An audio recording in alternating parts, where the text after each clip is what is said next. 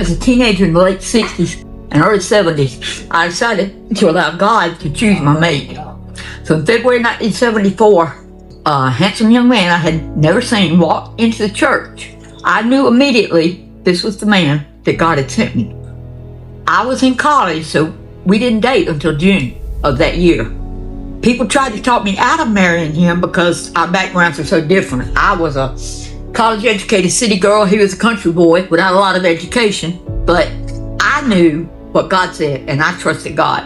So on October 18th in 1974, in a small Pentecostal Holiness church in Lexington, South Carolina, we got married. We went on to have our first child in 1976, one day for our second wedding anniversary. And through the next 8 years, we lived life like other people did. Randy chose to work 2 jobs so I could stay home and raise our kids, including 52 foster children between 1980 and 1986. Then in June of 1986, things changed.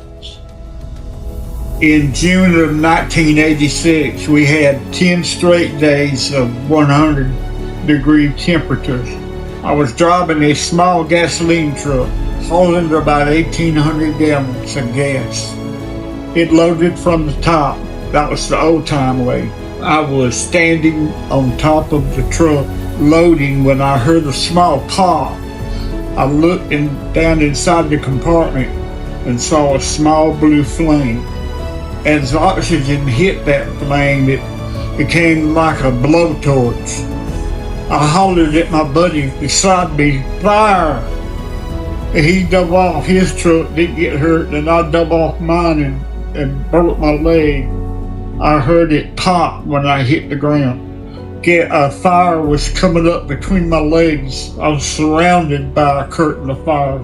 I dove through it and hit the ground and started rolling because it was so hot. I thought my clothes was on fire. When I got to the hospital, there wasn't a burn spot on you or your clothes. When I went to the hospital by the ambulance, that night I died. And I went to hell. I was in this dark black compartment. I was laying on a metal table. It was cold as ice. And the demon jumped on my chest and put his hands around my neck and started choking me. He was just laughing to death. He had big muscles and I couldn't do nothing against him. All of a sudden I looked up at the ceiling of that place. I seen the huge white hand knock that demon off of me. That demon didn't know what hit him.